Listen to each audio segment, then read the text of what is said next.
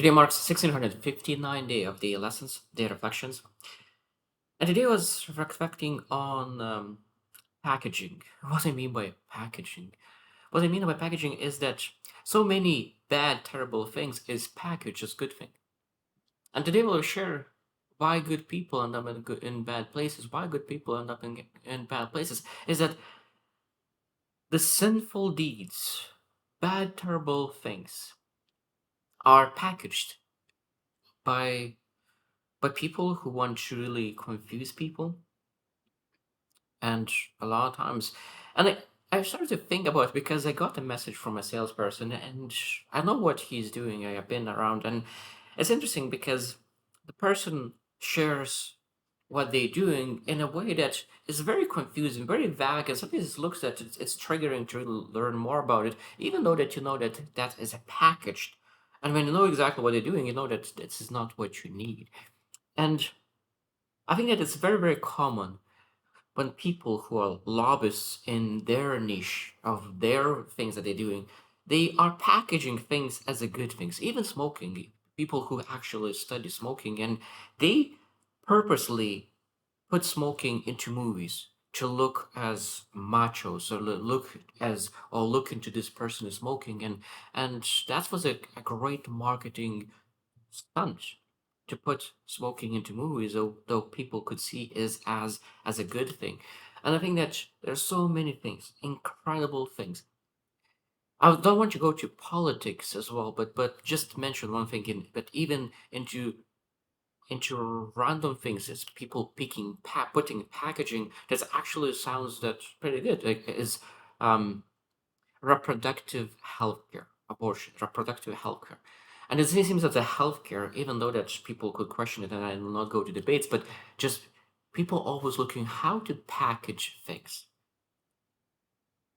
And I think that this is very, very dangerous sometimes when you look into like how is a name, and you need to ask ourselves why it's named this way. Is it actually represent what they're doing? Because it might be 100%, not 100%, but there's a high chance that what they're doing actually doesn't represent what they're doing. And today we'll share five things that what we potentially could do by ourselves to ours, and there's five things that other people do and what actually that represents. So let's, I guess, start from things that other people do, and people what could say even like I just want the best for you. That statement sounds good. I want the best for you. That's a great statement. But what's potentially could be hiding under you? Control. I want the best for you, so I will control what you do because I want the best for you. You don't know what's the best for you, so I will know what's the best for you. I will control the things that you do. And again, when you hear that someone says, I want the best for you, need something need to our alerts needs to come in. This person might be wanting to control the way how I do things because it might protect me. Now I'm okay of listening for advice. I'm okay with that. But if you want to control me and they say like this is what must be done, and that could be controlling parents. I know that I have friends who share that their parents was extremely controlling. My mom was extremely good at that to build independence in me by asking what I want. She was willing to give advice what she thinks what will that action will lead to. Like I said, what will happen if I'll take this action for 5 years? And she used to give ideas what potentially could lead to, and that allowed me to make better choices. But again, does I just want to be just I just want what's best for you? Could be a control, packaged control. Second is that I'm just wanting to be honest. I just want to be honest. It's interesting because that could be packaged cruelty. I want to be honest, and now it seems that that statement gives you permission to be cruel, to be dismissive, to really say things that you're not supposed to be saying. I think that's extremely important to understand that even though that you want to be honest, you're able to deliver your message in a right way, not critical that is actually extremely dismissive of a person who he is, attacking identity rather than behavior, attacking the person rather than the action that he took. Because I think that honest is supposed to always attack the behavior, not the person. always speaking about that. Don't attack the messenger, attack the message. And I think that nowadays we a lot of times really bringing someone else's opinion and thought into the person itself. And I think it's a very dangerous place to be in. Number three is I'm doing this for the mission. I'm doing this for the mission. And what is packaged in that is potential exploitation. Exploitation of other people. Sometimes even this could be exploitation of yourself as well. Because this is my mission, so that means that the things that you tolerate in your life might be the things that you're not supposed to tolerate. But at the same time, I'm doing this for a mission, exploitation. Religion. Religion did this for the I'm doing this for the mission, even though that mission was questionable a lot of times. Now, religion started from a good place, but of course, people are people and made some weird turns and start doing the things that is actually not based on mission, but of self desires. That is not a, even they could call it mission, but actually it was wrong desires. Number four, I have worked hard for this. I have worked, and that's basically is package entitlement. You entitled, I feel deserved it. Now I exercise for 2 hours, now I deserve a cake. And it's terrible playing. Or I lost 10, 20, 30 pounds, now I deserve to eat pizza. And that entitlement and could be showing in every area of life. Like in work, in health, in relationships. So like, oh, I cooked for you, now you do something for me. And I think that is an entitlement. And I think that your suffering earns you permission to do wrong things. I think that it's supposed to say that our suffering, or so, it's not terribly suffering.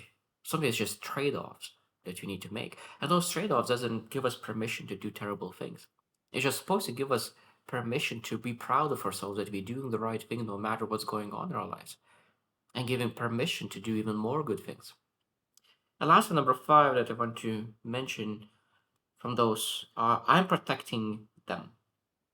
I'm protecting them when speaking about someone else. And that is basically saying that I'm stunting someone's growth. I'm stunting someone's growth. It's interesting because when you protect someone, and that's the person didn't fail, didn't embarrass themselves, didn't get rejected. It seemed that you protected that person, but you actually did it because that person didn't experience those feelings of failure, of rejection, of and didn't have a chance to reflect on them and think that what they did wrong, what they need to do next. So they are stunting growth.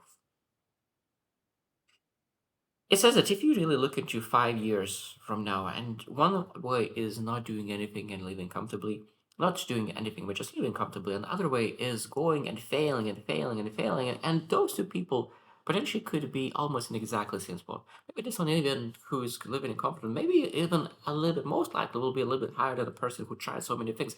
But at some point, it will bypass 1,000 times if it's actually keeps enthusiasm, great attitude, and works for it. And I think that's protecting yourself. I just protecting myself will stun growth like crazy. And I guess the packaging is so well. It seems as it's such a good thing. I'm protecting my child. Oh, you're such a good mom. But that packaging is actually hiding the truth, and the truth is that you're a terrible mom, not a good mom. You're a terrible dad, not good dad. Because you're not allowing to grow to your child to become the person who is able to handle things in life by themselves independently. Because as you know that most likely you will not be there to protect that person for life. And again, this is packaging is very very important to understand. Okay, what is actually, and this is partly of secondary. So like I would love to have a cake, and that is a first pleasure. This is if I will have a cake, I will have a pleasure. But if I don't have a cake, I will have a secondary pleasure. And the secondary pleasure is that I will have a healthy body. So secondary pleasure requires potentially giving up the first pleasure. And I think that exactly the same with that package. The packaging potentially seems that it's a first pleasure. I protected you short term, but in the long term, you think, okay, I actually sabotage your growth. And that's something we need to say, okay, if I protected you from this, what I protected you from as well? I protected you from growth. That's a terrible place to be in. So how good people end up in the wrong places? Because this is a permission slip. A lot of times I allowed once, I allowed second time, third time, and then after that it's easier and easier to permit yourself to do those things. Number two is identity gets fused with the behavior. Sometimes we can start to see that that's just who we are rather than behavior. And that's a terrible place to be in. Number three is gradual normalization. An interesting thing that toleration is that a lot of times when people see terrible thing, and it's such a terrible thing, and they see it again and again and again and again, and that gradually normalize it. And they see it and they don't have any feelings whatsoever. And that's why even the most terrible things sometimes are accepted in the society because of the gradual normalization. And that's sometimes one thing that we need to really sit down and see this is a terrible thing. And how we don't see that because we normalize it. And it's a terrible place to be in. Number four is a social mirror reinforces it. Sometimes, again, the social structure have built validations and acceptance on terrible, terrible and wrong things. And when you do things and now you get accepted and validated for the things that is actually terrible, at some point I think that could potentially person start to love that reinforcement and doing that external thing because they want that acceptance validation again. Because that is always dangerous to really be addicted by external validation because now you seek that confirmation in any ways possible, even though those validation acceptance might be for the wrong places.